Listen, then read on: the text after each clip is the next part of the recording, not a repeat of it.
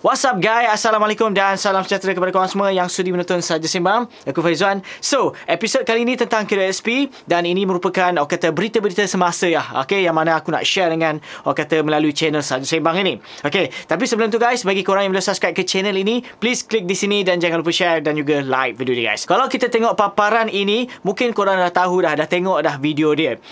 Yang mana perbincangan antara 3 panel ni berkaitan dengan isu KWSP.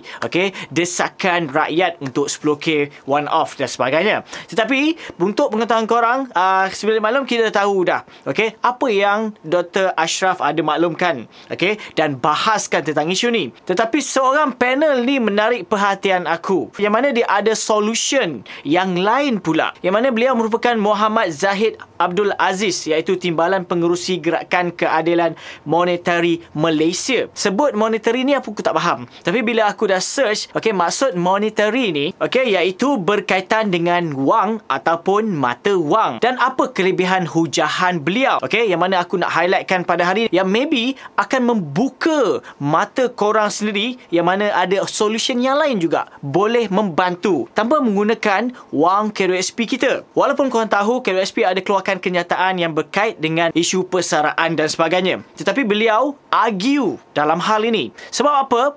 Ini tak menjamin sebenarnya baki yang ada maksimum sekalipun, yang mempunyai 250,000 ataupun 240,000 sekalipun, dalam jangka masa sehingga 5 tahun saja selepas persaraan, mereka akan habis begitu saja. Jom kita dengarkan. Pegawai EPF beritahu pada kami, dia kata, Cik, yang ada 250,000 tu selalunya paling tinggi 5 tahun habis. Kebanyakan 3 tahun habis. Yang bawah 100,000, 50,000 tu tak payah bincang lah. Kata dalam setahun pun dah habis.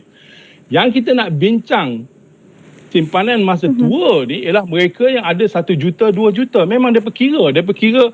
Kalau dia simpan 2 juta, dia akan dapat 10,000. Ini memang tepat.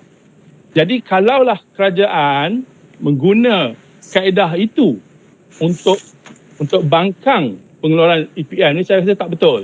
Saya rasa kalau kita lakukan satu survey, kita akan dapat tahu bahawa sebenarnya kepada hampir 50 hingga 75% setara EPF bukanlah penyelesaian di hari tua. Kita ialah budaya timur. Apa yang akan berlaku, yang 250,000 ke bawah tu selalunya hilang. 5 tahun hilang. Dia duduk dalam rumah sudah dibayar, dia duduk kereta sudah dibayar, dia akan ditanggung sebagai budaya, dia akan ditanggung oleh anaknya. Jadi kalau kita nak tahan mereka yang sedang menderita ni daripada keluar 10,000 mereka di atas sebab-sebab yang kita fahamlah, bahawa untuk menyelamatkan keadaan tua mereka, saya rasa itu tak tepat. Saya anjurkan setiap akademik lakukan satu survey, dan saya yakin akan terbukti bahawa mereka yang ada 250,000 ke atas dalam jangka masa 5 tahun sudah habis. Dan penjelasan beliau yang kedua berkait dengan isu penciptaan wang. Maksudnya, tak perlu gunakan wang KWSP, tetapi boleh gunakan wang yang dicipta oleh kerajaan sendiri untuk beri kepada rakyat tanpa isu inflasi. Jumlah wang yang masuk. Saya ada buat sedikit kajian di sini. 479,000 orang ada 50,000 ke bawah Jadi mungkin mereka ni lah yang akan meminta.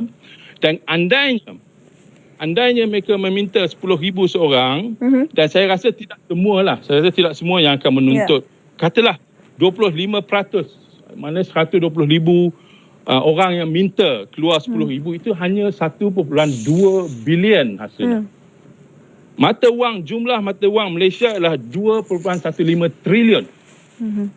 Bermakna 1.2 bilion tu hasilnya ialah 0.056%. Di mana inflasinya? Kalau kita nak kira kenaikan wang, pada tahun 2020 kenaikan wang ialah sebanyak 207 bilion tahun. kita bagi 1.2 million dengan 207 bilion hanya 0.58 million.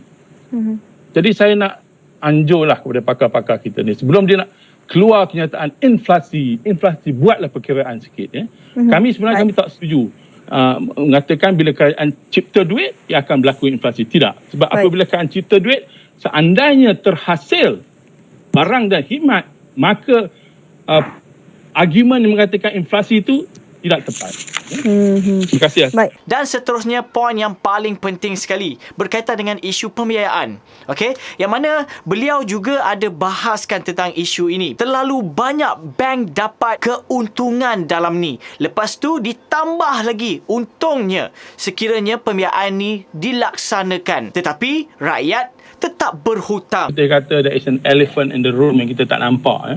Sebab saya membuat cadangan gerakan keadaan moneteri membuat cadangan reformasi. Saya minta lah kita pertimbangkan. Sebab seandainya kita laku perkara ini, maka jumlah wang dalam tangan kerajaan tiap-tiap tahun untuk dibelanja khas untuk rakyat ialah 63 bilion. Ya? Dari mana datangnya? Yang pertama ialah daripada debt service charge yang kerajaan bayar kepada bank. Kerajaan sendiri boleh cipta tu, tapi kalau serah kepada bank, kan pinjam dengan bank, kerajaan bayar kepada bank 34 bilion setahun. Keuntungan bank tiap-tiap tahun 24 bilion. Seandainya kita laksanakan sovereign money, kita ada 63 bilion tiap-tiap tahun untuk belanja kepada rakyat. Kita boleh hasilkan basic income for all the B40 families. Kita boleh hasilkan pendidikan percuma kepada universiti, dan kita boleh hapuskan income tax kepada B40, M40, melainkan T20 dan corporate. Jadi yang kami cadangkan ni, tolonglah pertimbangkan. Dan poin yang seterusnya, 36% pelaburan daripada QSP ni bagi dekat luar negara, guys. Kenapa nak bangunkan ekonomi di luar negara dan bukannya dalam negara? Apa kata beliau? Sarankan sikitlah kepada EPF ni. Ya. EPF yang saya buat kajian, dia punya fund size dia 1 trilion, ya, Haslina. Tetapi 36% daripada pelaburan dia pergi di luar negara. Mengapa dia mengkuatkan ekonomi di luar negara? Mengapa tidak 36% itu dilaburkan dalam negara kita? Dan saya yakin, saya kaji akta EPF tadi, saya nak tengok boleh tak dia orang labur dalam syarikat. Boleh. Saya nampak dia orang labur dalam listed company. Bagus. Tapi Haslina, listed company hanya menghasilkan 20% pekerjaan. Laburlah di dalam sektor IKS. Kalau takut dari segi risiko, ya, gerakan keadaan moneteri ada kaedahnya untuk menghilangkan risiko tersebut. Seandainya EPF dengan 1 trilion fund dia labur di dalam sektor IKS, dia akan membantu menghasilkan pekerjaan kepada rakyat Malaysia dan meningkatkan ekonomi output. Dan hentikanlah labur kat luar negara itu. Manfaatkanlah negara. Ya, terima kasih. So, secara keseluruhannya, yang mana aku boleh simpulkan, duit QSP sebenarnya tiada, guys. Tak wujud dalam QSP.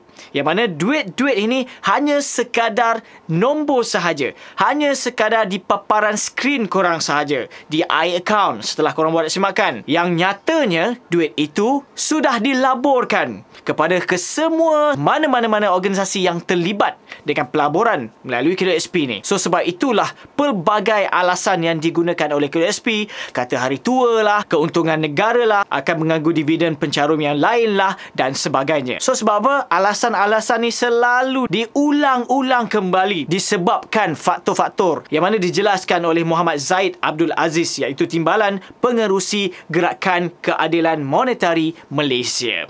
So, sekarang ni kita masih lagi tunggu dividen daripada QSP yang mana bakal diumumkan pada bulan Februari 2022.